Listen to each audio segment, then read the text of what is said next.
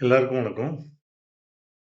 ஒரு நல்ல டெவலப்பருக்கும், ஒரு ஆவரேஜ், பிலோ ஆவரேஜ் டெவலப்பருக்கும் என்ன டிஃபரன்ஸ்ன்னு பார்த்தீங்கன்னா, ஒரு நல்ல டெவலப்பர்ன்றவன் ஆப்பரேட்டிங் சிஸ்டம்ல ஆரம்பிச்சு, டேட்டா பேஸ்ல ஆரம்பிச்சு, என்னென்ன இன்டர்னல்ஸ் இருக்கோ, அது எல்லாமே தரோவா புரிஞ்சு வச்சிருப்பான். அப்படி புரிஞ்சு வச்சதுனால தான், அதுக்கேத்த மாரியான ஒரு கோட் அடிக்க முடியும். ஒரு சிஸ்டம் டிசைன் பண்றான்னா, அது என்ன மாரி பண்ணா அது கரெக்ட்டா இருக்கும், எப்படி பண்ணலான்றதெல்லாம் புரிஞ்சு பண்ணுவான்.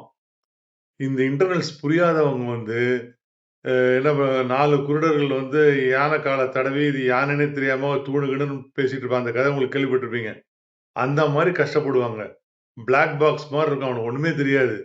ஆனா, இன்டர்னல்ஸ் தெரிஞ்சவங்களுக்கு எக்ஸாக்ட்டா என்ன மாரி எப்படி டிசைன் பண்ணா இந்த கரண்ட் அப்ளிகேஷன் அதுக்கேத்த மாரி வேலை பண்ணணும்னு புரிஞ்சு செய்வாங்க.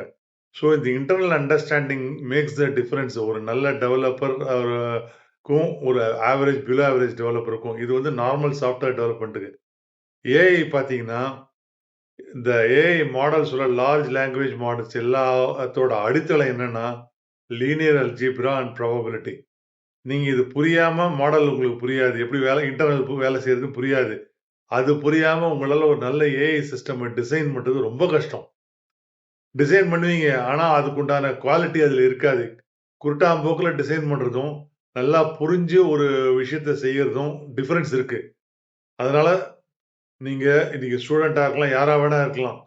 நீங்க ஏஐ கத்துக்க ஆரம்பிக்கிறீங்கன்னா, சும்மா இந்த லாங்சைன் இந்த மாரி ஃப்ரேம் ஒர்க்ஸ் எல்லாம் நீங்க ஃபோக்கஸ் பண்ணாதீங்க.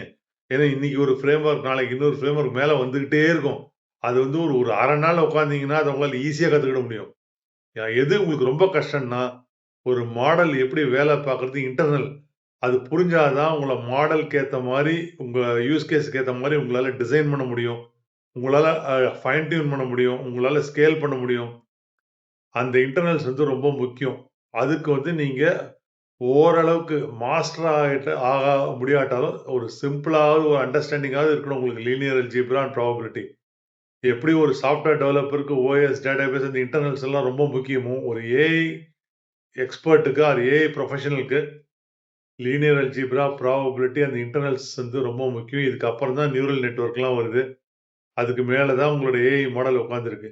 ஸோ இந்த ஃபண்டமெண்டல்ஸ் உங்களுக்கு புரியாம நீங்க வந்து ஏஐ பண்றேன்னு ஆரம்பிச்சீங்கன்னா, அ 4 குருடர்கள் யானைய வச்சு தடவிட்டு இருந்த கதை தான் ஆகும். அப்படி பண்ணாதீங்க. Spend time to understand the fundamentals. அப்பதான் உங்களுக்கு வந்து நல்ல ஒரு ஏஐல எதிர்காலம் இருக்கும். ஏஐ தமிழில் கற்போம். நன்றி.